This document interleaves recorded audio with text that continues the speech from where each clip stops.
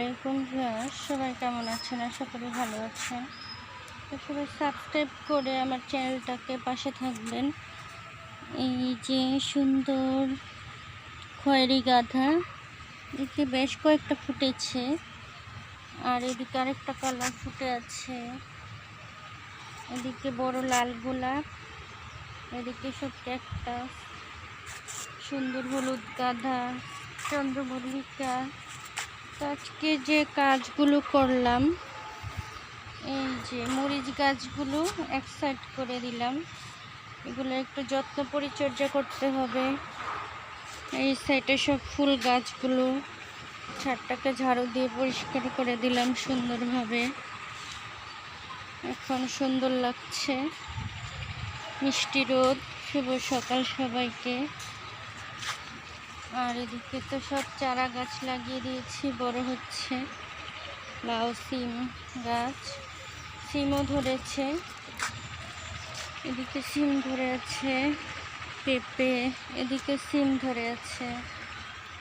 তো আজকে দেখা হচ্ছে টমেটো গাছের যত্ন পরিচর্যা। টমেটো গাছ সবসময় সোজা রাখতে হবে, আর সোজা রাখলে টমেটো ভালো ফলন পাওয়া যাবে। এই যে নিচের যে ডালপালাগুলো, এগুলো কেটে দিতে হবে। আর এই যে পলিনেশন করে দিতে হবে, একটার সাথে একটা পলিনেশন করে দিলে হাতে কিন্তু ভালোভাবে টমেটো ধরে যাবে।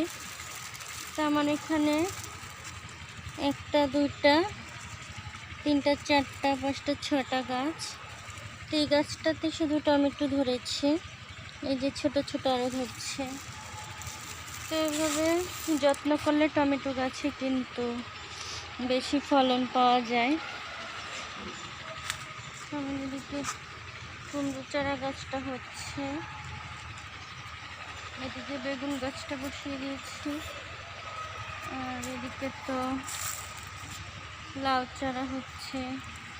খুব সুন্দর একটা কুমড়া ফুল হয়েছে, কি সুন্দর দেখতে লাগছে। কুমড়া ফুলের বড়া খাওয়া যায়। আর এদিকে বেগুন গাছটা নিয়ে এসেছি।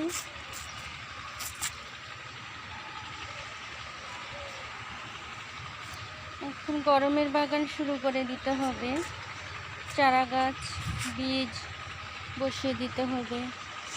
তার ফল গাছগুলো তো এখন ফল আসার সময়, তো এখন আর বাড়তি পরিচর্যা করা যাবে না। এদিকে একটা বেগুন গাছ তো মাশাআল্লাহ অনেক বড় হয়ে গেছে। মূলা ফুলগুলো কি সুন্দর দেখতে লাগছে, সাদা ধবধবে সর্ষে ফুলের মতো চমৎকার লাগছে।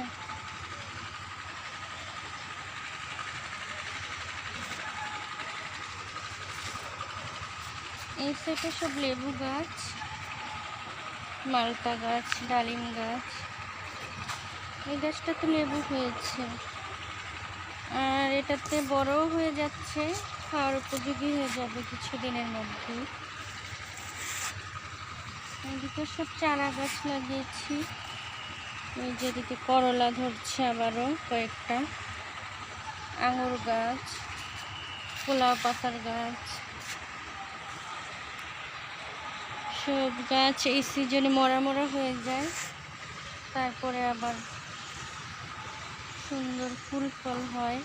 কি সুন্দর শাক হয়েছে, পালং শাক, আলু শাক, অনেক সুন্দর শাক হয়েছে। আর এদিকে ডালিম গাছে ডালিম হয়েছে দুইটা, বড়ই গাছ। এখানে সব গাছপালার অবস্থা আপাতত।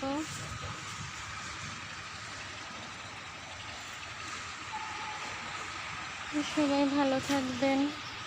আল্লাহ হাফেজ, আসসালামু আলাইকুম।